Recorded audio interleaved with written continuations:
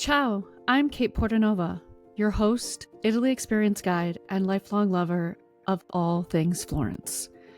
This podcast is your ticket to discovering the authentic side of Florence and Italy, one story, one dish, and one piazza at a time. Whether you're dreaming of sipping espresso in a bustling cafe, wandering cobblestone streets filled with history, or connecting with locals to experience La Vera Italia, you're in the right place.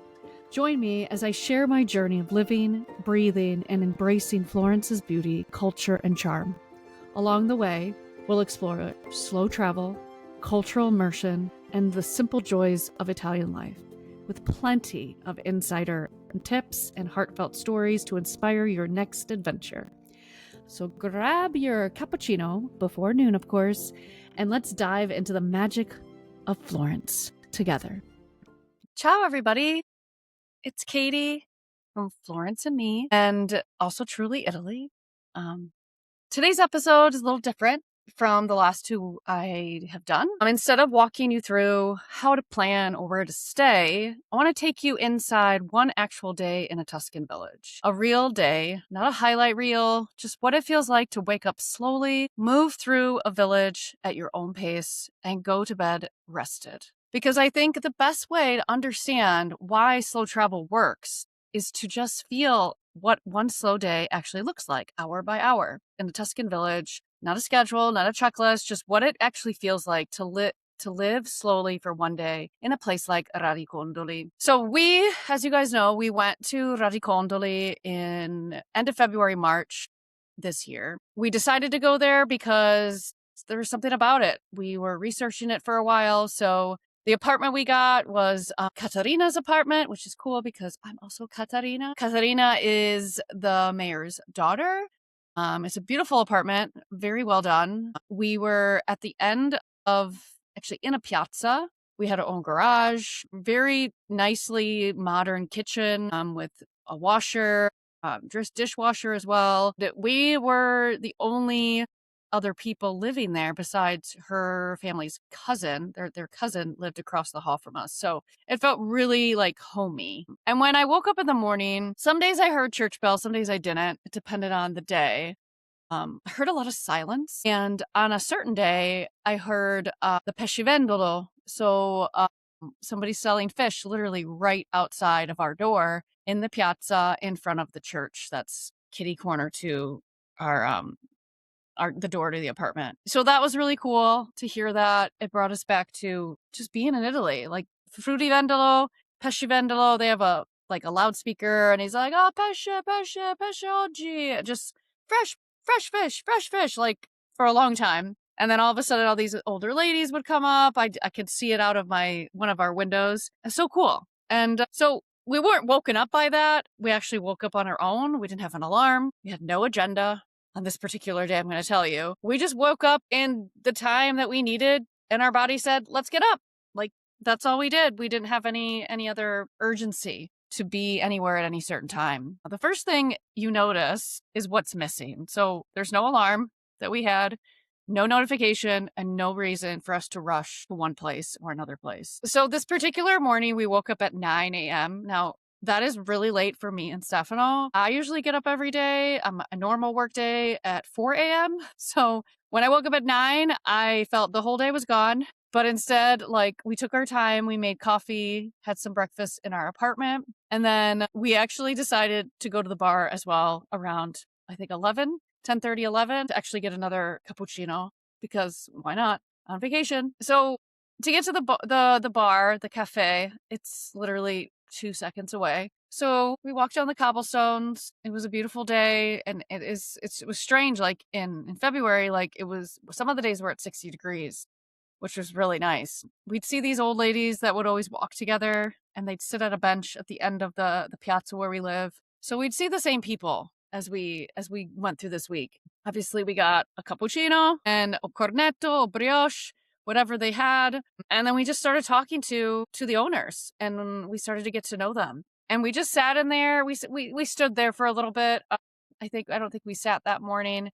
And we just I liked listening to people. I love to people watch. So we were conversing with some people and talking to some people, but mostly I just watched. Stefano is really good at talking to everybody. So he was talking to people a little bit more than me.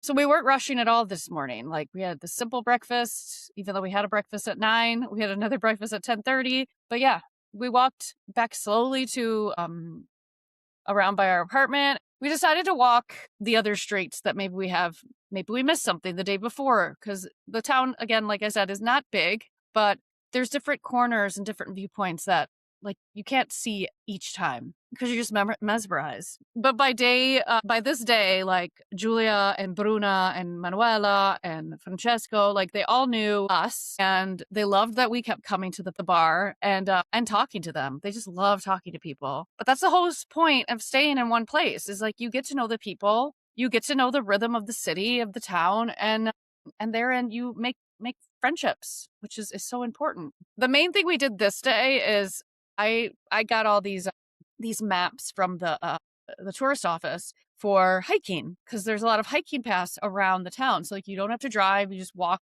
from our apartment. We could walk down. Some were streets with cars, and then we like veer off into like a gravel path or like a dirt path or something like that. So I thought maybe this was just an hour, like a short walk or a short hike, and it turned into a really long hike, over an hour. We were both sweating and hot, and we had layers on because again, it was March and February.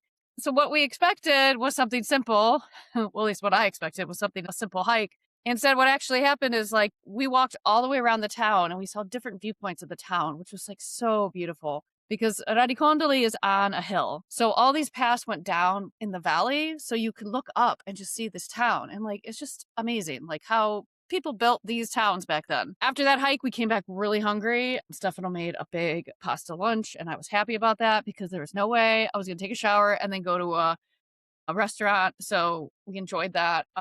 We also got some fresh bread from the forno, from the bakery. And at the local grocery shop, we found stracchino, which is a really good cream cheese. So we went crazy. We had stracchino, we had prosciutto, we were hungry. So then after that, we rested. Stefano laid on the couch. He watched a little bit of Italian TV, or just TV. We took naps. I read a little bit. I tried to sketch, and I also journaled, wrote about what I was feeling. And I wasn't feeling guilty about it at all. Like, I kind of wish I was better at sketching because I would have done that more. But I did write a lot, and I did become more in tune with how I was actually feeling. And nobody was waiting for us. We had no reservations anywhere. We weren't trying to get to a museum or anything like that. Nothing was closing. We had nowhere to be, and it was amazing.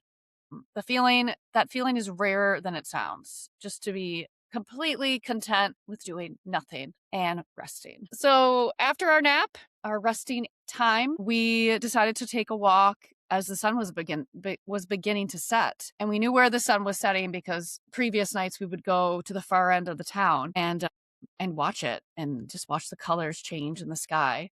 So we would sit on the bench, we would take a couple videos, couple photos, but a lot of the times we just sat there and I just said to Stefano, I'm like, I cannot believe this place. Like, I feel so calm. I feel so relaxed, and we're just discussing like how we felt being here and just being in this moment and just watching the colors change in the sky as the sun set. Then we started to head back to the cafe, the bar, because we knew they do a little aperitivo. And that's where a lot of people were congregating at. We noticed the first few days. So we felt like this was like the heart of Radicondoli. This is where people meet. This is where people get a cafe. This is where people play cards. So when we got in there, we had a little aperitivo.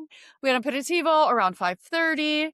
And we saw the same people of the town, the same energy, the same jokes. They were joking with each other and them playing cards. The TV's in there, but they didn't have the TV on. So there's just a lot of conversation. Stefano would have an Aperol Spritz. I would have always a red wine. Actually, I'd have whatever. If they offered me something else, I would say, yes, whatever you're making is fine. And this is where we started to like communicate even more with the locals and with the owners of the restaurant and the cafe restaurant is same thing. So we ended up staying for dinner Most of the time, whenever we did an aperitivo, we stayed for dinner because we're like, okay, we don't want to go back to the apartment. What are we going to do there? It's just us. Let's sit around and like talk to these people and enjoy and talk to the people that bring us the food. And Julia, who became a really like amazing person to talk to, she would come out personally and be like, what do you feel like eating tonight?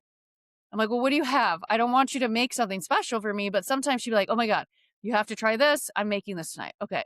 So anything she said, you have to try it. I'm like, yes. But we got to take our time. There was no rushing. She never said, okay, it's time to go. Like, no, we were there on this particular night until 9:30. And now usually an Italian meal could even last until 10:30. But again, this was winter. So that was late for them, and we were the only ones left in the dining room. So we ended up coming out, and they're like, "Hey, we're gonna offer you a grappa or limoncello." I'm like, oh, "Great, this is great." And then there's when we're a little bit more brilla, a little bit more loose, if you will, and we got to talk to them even more, and we got to meet other locals like Gennaro and Alessio and some of the other guys that have a relationship with the owners of this place, and it's amazing. So then after that, we'd walk home completely quiet. Like there's a lot of energy in this cafe, and you can see the stars.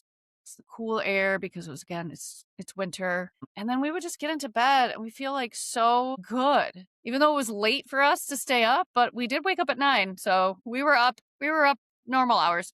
But my body clock was saying, what are you doing up? But then also like, why don't you stay up this late more often? Well, I'm not in Italy, that's for sure. So we were there for 3 hours total. Aperitivo turned into dinner, then turned into our dessert because Stefan always wants dessert. Grappa, limoncello, and then conversation with Julia, Bruna, and all the other people that work there. And then when we finally left, the streets were just completely quiet. And we just see the street lights. Maybe we see some stray cats walking down the street. So what a day like this does to your nervous system, it grounds you. That's what I'll say. It completely grounds you. And having this type of rhythm, noticing the difference between doing Italy and living in Italy for a week. So doing Italy sounds really forced and really rushed. Living in Italy for a week, okay, I can feel it. I can feel it. A little bit more calm. And I remember this day so much better than like when I used to have to rush between different towns when I was younger.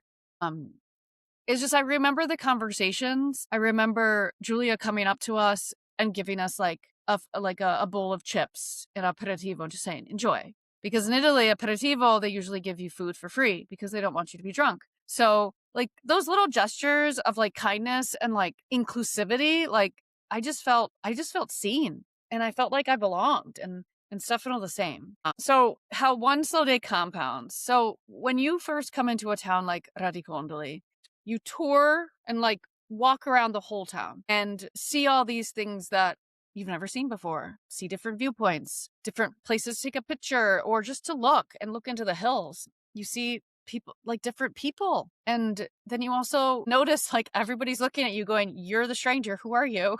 But by the end of the week, like, we would say buongiorno, buonasera to every local that we saw on the street. And they would reciprocate and say the same. And we found a routine as we went through the week. As much as it was hard for me to just like sit still sometimes because I wanted to do stuff or I wanted to go somewhere, like I tried to really settle into my body and be like, Katie, okay, you need to rest. You need to rest. Sit and journal, sit and read, do whatever to calm your nervous system for sure. And I felt like immediately when we got to Radicondoli, we felt very like we were already locals because we did not act like tourists. We asked questions. We went to the tourist office as you do. But by the third day, I really felt at home there, and I really felt we belong there. And so you don't need a month in Italy to feel this exact way. You need 1 week in one place with nothing to prove and nowhere to be. Just focusing on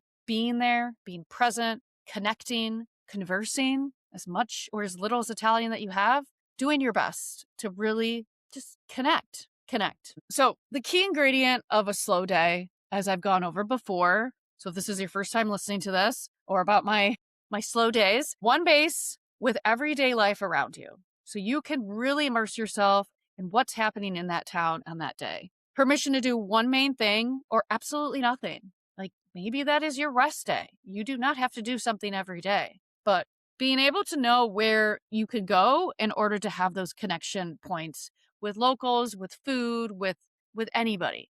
Meals that aren't rushed. So in Florence and in Rome, for example, like Italians or the restaurants you go to in those towns, they can be rushed sometimes. Not always, but you might be rushed because you have to go pick up a bus and go somewhere else. So when you do a slow day in a small town, a Tuscan village to be exact, meals are going to be even slower and you could enjoy every last minute of it. An evening that has nowhere to go. So really, again, honing in on that idea of connecting, grounding, and being open to what's in store for you when you are in a town like this. When you connect with the people, when you talk to them, when you ask them about their recipes, when you ask them about places to visit nearby, that is something that you just can't get in any other big city. And this is exactly why this is exact rhythm in my slow week in Tuscany guide and the exact rhythm of what I'm creating for June 2027.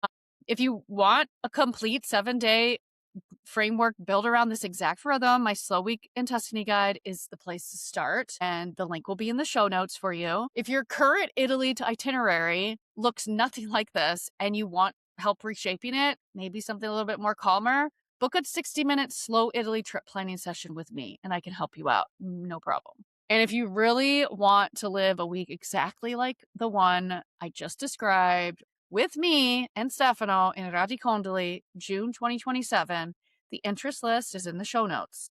Only 8 spots, and that is it. Allora, buonasera, buonanotte, wherever you are. I'll see you on the next podcast. A presto. Ciao. Ciao, ciao. Thank you for joining me on this journey through the heart of Florence and beyond. I hope today's episode has inspired you to slow down, embrace authentic travel, and connect with the beauty of Italian culture. If you loved what you heard, don't forget to subscribe, leave a review, and share the magic of Florence and me with your fellow travelers. Until next time, remember, the best way to travel is slowly. Ciao for now. See you in the next episode.